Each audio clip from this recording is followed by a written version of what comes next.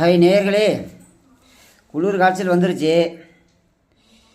எனக்கு வருஷத்தில் ஒரு தடவை வருங்க அந்த குளிர் காய்ச்சல் வந்துருச்சு. இப்போ தான் பேர் ஊசியை போட்டு வந்தோம். நான் எல்லாத்துக்கும் என்ன சொல்கிறேன்னா,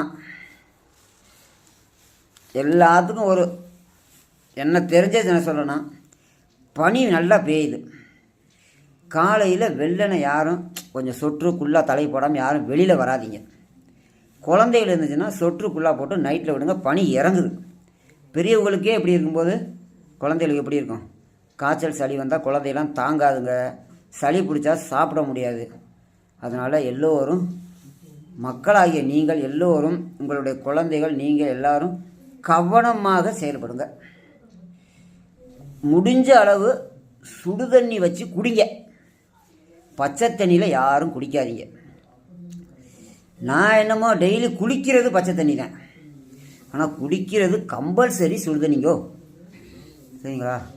அதனால் சுடுதண்ணி எல்லோரும் குடிங்க. என்னடா இவன் இப்படிலாம் பேசுகிறான் அப்படின்னு நினைக்காதீங்க.